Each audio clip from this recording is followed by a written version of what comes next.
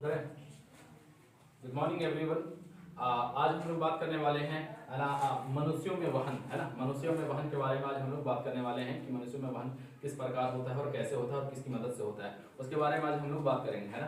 तो सबसे पहले हम लोग जानने की कोशिश करेंगे, है ना, मनुष्य में वहन के बारे में, है ना। सबसे पहली चीज उसमें होती है रक्त नालिकाएं, है ना। सबसे पहले होती है रक्त नालिकाएं। रक्त नालिकाएं क्या होती हैं? रक्त का मतलब होता है ब्लड, है ना। क्या होता है? ब्लड, जिसको हम लोग खून भी कह सकते हैं। रक्त नालिकाएं का मतलब होता है वैसी नालिकाएं जिसमें खून का फ्लो होता है, खून का फ्लो होता है, जिसमें रक्त जो है बहता है, उसी को हम लोग रक्त नालिकाएं कहते हैं, है ना।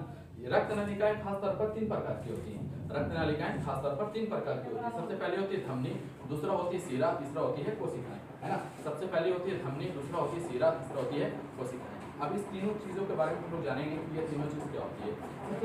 सबसे पहला पॉइंट जो है हमारा धमनी की। धमनी होती क्या चीज है?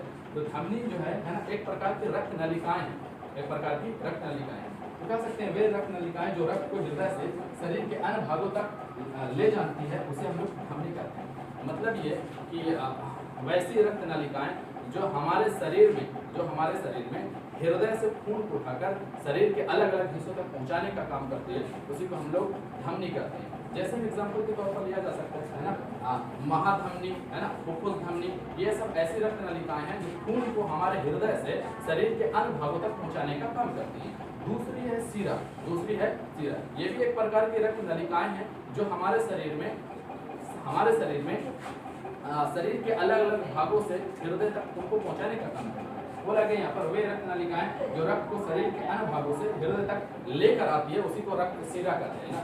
वे रक्त नलिकाएं जो हमारे शरीर के अन्य भागों से, है ना, खून को, रक्त को हृदय तक लेकर आने का काम करती है, उसी को हम लोग क्या कहते हैं? सीरा कहते हैं। जैसे सीरा, है ना, जैसे एग्जाम्पल के तौर पर ये कौन काम करती है? महासीरा, है ना, फुफ्फुस सीरा, ये सब ऐसे रक्त नलिकाएं हैं जो हमारे शरीर में शरीर के अलग अलग भागों से हृदय तक रक्त को लाने का काम करती है। तीसरा पॉइंट जो है कोशिकाएं। तीसरा क्या है? कोशिकाएं। कोशिकाएं एक प्रकार की रक्त नलिकाएं, ये भी एक प्रकार की रक्त नलिकाएं हैं जो धमनी और सीरा को आपस में जोड़ने का काम करती है ना। वैसी रक्त नलिकाएं जो धमनी और सीरा को आपस में जोड़ने का काम करती हैं, उसी को हम लोग क्या बोलते हैं? कोशिकाएं बोलते हैं, है ना। ये 3 टॉपिक थी हमारी इसके बारे में, है ना, रक्त नलिकाएं की जो प्रकार थे। अगली पॉइंट जो है हमारे धमनी और सीरा में अंतर क्या होता है? तो धमनी की मोटाई पतली होती है, धमनी की मोटाई पतली होती है।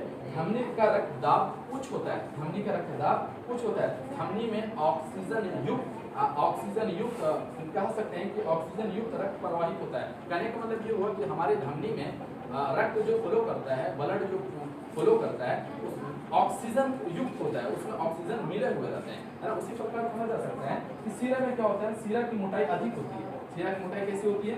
अधिक होती है। सीरा में रक्तदाब बहुत ही कम होता है। सीरा में रक्तदाब कैसा होता है? कम होता है। सिराओं में कार्बन डाइऑक्साइड रक्त प्रवाहित होते हैं। सिराओं में जो रक्त प्रवाहित होते हैं, रक्त फ्लो करते हैं, वो कार्बन डाइऑक्साइड उसमें मिले हुए रहते हैं। तो दीज आर दी टॉपिक्स, है ना। ये सब कुछ आज की टॉपिक्स है जिसमें हम लोग मनुष्य में वहन के बारे में पढ़ रहे हैं। अगर अच्छा लगे, टॉपिक समझ में आया तो चैनल को सब्सक्राइब करें, लाइक करें, कमेंट करें।